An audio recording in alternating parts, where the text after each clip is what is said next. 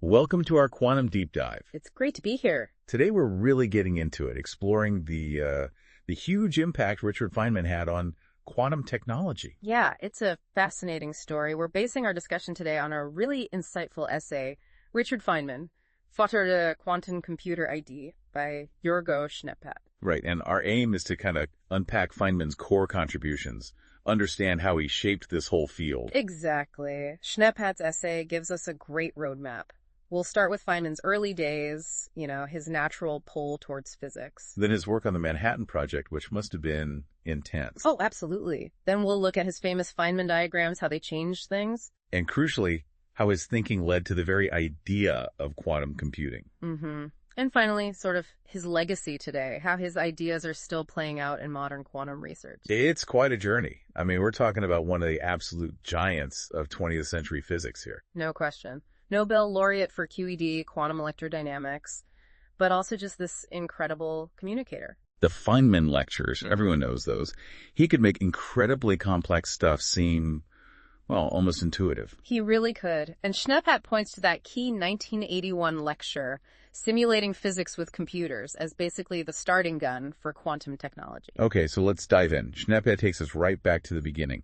Queens, New York, 1918. Yeah, and apparently he was just always curious, taking radios apart, doing little experiments in his home lab. It wasn't just a hobby. It sounds like it was fundamental to him, this need to understand how things work. Exactly. And Schneeppert really emphasizes how this hands-on stuff translated into this powerful intuition for physics and math later on. Even at places like MIT and Princeton, working with big names like John Archibald Wheeler. Right. It wasn't just about learning the formulas for him. It was about getting the underlying principles, that intuitive grasp. Which must have been seriously tested during the Manhattan Project. You'd think so. Schneeppert highlights this young Feynman gets pulled into Los Alamos. Secret project. Immense pressure. And he's working on the core physics, calculating chain reactions for the bomb.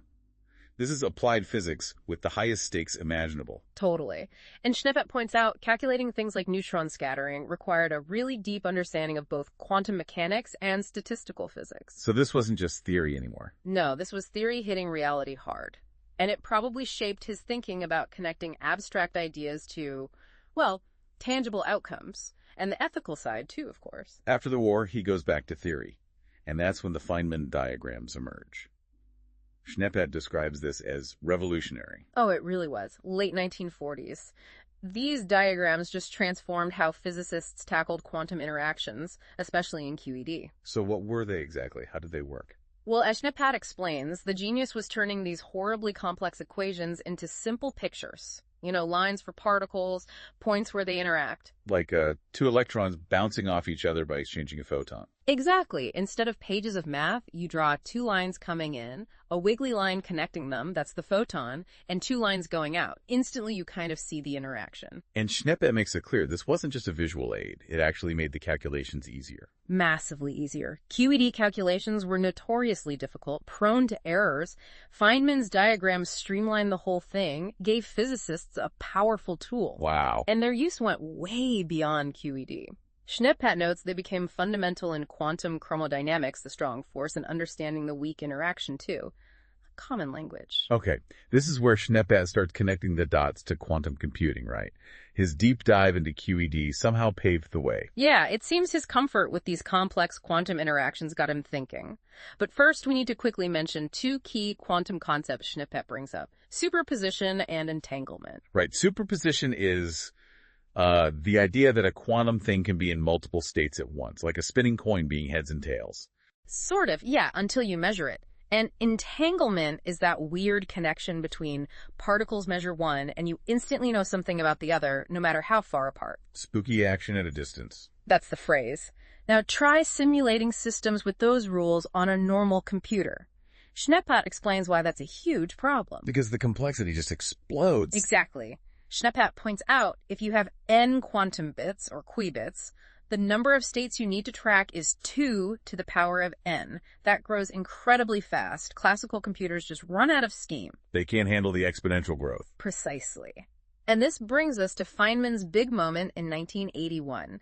That lecture, Simulating Physics with Computers. Which Schneeppert calls the birth certificate of quantum computing. Pretty much. Feynman's core argument, as Schneeppert lays it out, was simple but profound. Classical computers are fundamentally mismatched for simulating quantum mechanics efficiently. They're playing by the wrong rules. So his solution wasn't just build bigger classical computers. No, it was way more radical. He said, look, nature operates quantum mechanically. So if you want to simulate nature accurately, You need a computer that also operates quantum mechanically. bingo. Build a computer based on quantum principles itself. Use superposition and entanglement as the computing resource. And that would handle the complexity. That was the idea. As Schneeppert details, Feynman reasoned a quantum computer could naturally handle these multiple states and correlations, essentially performing calculations in parallel in a way classical computers just can't. That was the key to simulating quantum systems properly. And this wasn't just a theoretical musing, it had a real impact. Schneeppert talks about David Deutsch. Yes, Deutsch picked up Feynman's idea in 1985 and formalized the concept of a universal quantum computer. He built on that foundation. And then came actual algorithms like Shor's for factoring numbers. And Grover's for searching. Things that showed, yes, these quantum machines could theoretically do things classical computers struggle with immensely, all stemming back to Feynman's initial insight. It really circles back to his core vision, doesn't it? Using quantum mechanics to simulate quantum mechanics, to really understand nature. Absolutely. And that leads us to think about how these principles, superposition and entanglement, actually become technology. A qubit, as Schneeppert outlines, isn't just 0 or 1, it's a blend. Alpha times 0 plus beta times 1. A completely different way of holding information compared to classical bits. Totally different. But Schneeppert also flags the big challenges. Decoherence, for one. Right, that's when the quantumness kind of leaks away due to interacting with the environment. Exactly. It's incredibly fragile. And then there's the measurement problem. Looking at the system collapses it into just one state. These are huge hurdles. So immense potential for speed up in computing for certain problems. But you need extreme isolation, error correction. And for quantum communication, entanglement is great for security, but keeping particles entangled over distance is really, really hard. Schneeppert makes that clear. Plus the practical stuff, like needing temperatures colder than deep space. Near absolute zero, yeah. And just scaling up, getting lots of reliable qubits to work together. Still, major engineering challenges. What I find really compelling, and Schneeppert brings this out well, is Feynman's focus wasn't just abstract computation. He really wanted to simulate nature. Yes, practical understanding. He talked about calculating the structure of atoms and molecules, understanding their energy levels, this idea of energy quantization. Where energy comes in discrete packets, not continuous values. Right. And the master equation for that is the Schrödinger equation.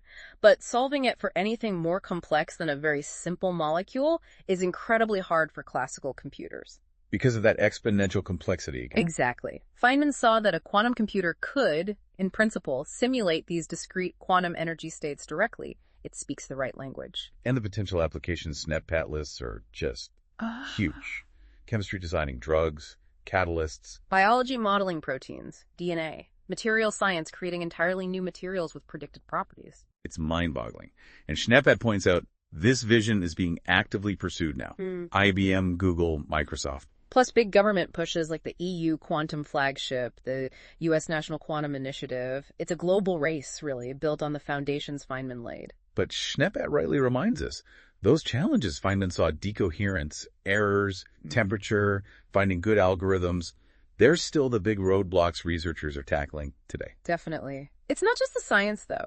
Schneeppert also spends time on Feynman as a teacher, which is such an important part of his story. Oh, for sure. His ability to explain incredibly complex ideas intuitively was legendary. He used analogies, everyday examples. Schneeppert talks about his focus on simplicity. That famous line, if you can't explain it simply, you don't understand it well enough. And the result was the Feynman lectures on physics. Still iconic. Absolutely. Schneeppert highlights their lasting influence, the clear language, the focus on physical intuition over just math manipulation. They shaped generations of physicists. I remember reading about how he'd explain really abstract things, like probability amplitudes in quantum mechanics, using almost figurative language, simple diagrams. Making the counterintuitive somehow graspable. And Schneeppert emphasizes their global reach. They became a standard text worldwide. So his teaching wasn't just a side thing. It actively helped spread understanding of quantum mechanics. Definitely. It inspired people, made the field less intimidating, probably drew a lot of talent in. He helped bridge the gap between the experts and, well, everyone else. Which brings us to his overall legacy in quantum research today. Schneppat really positions him as the key initiator, the intellectual spark for quantum computing. No doubt. And it wasn't just talk. Schneppat mentions things like the Feynman competition efforts to actively push the boundaries and encourage innovation in the field. And now we're seeing the payoff. Real. Quantum computers, simulators. Doing things like simulating chemical reactions, helping design pharmaceuticals, investigating complex materials like superconductors. All applications rooted in his ideas, as Schneppat outlines. Schneppat also connects Feynman's thinking to newer areas too, right? Like quantum machine learning. Yeah, using quantum principles to potentially process huge data sets, and quantum cryptography, using entanglement for secure communication. Plus, ever more sophisticated quantum simulation for modeling complex systems. It all traces back. So, summing it all up, based on Jurgo Schneppat's analysis, Feynman's role was truly foundational. Absolutely. His vision for quantum simulation, the very concept of building a quantum computer, his deep understanding of superposition and entanglement, Schneppat argues convincingly these were the seeds. And his impact endures. He's still inspiring researchers, driving the field forward, even with all the challenges. Which Schneppat acknowledges, of course. It's a tough road. But Feynman's original vision, that core idea of using quantum mechanics to understand quantum mechanics, it's still the guiding principle. It's amazing how one person's insights could lay the groundwork for such a revolutionary technology. As Jurgo Schneppat concludes, Feynman really did help launch a new era. An era we're still just starting to explore, with huge implications for the future. His ideas will be relevant for generations. A truly fascinating figure and a great essay by Jurgo Schneppat to guide us through his impact. Thanks for joining this deep dive.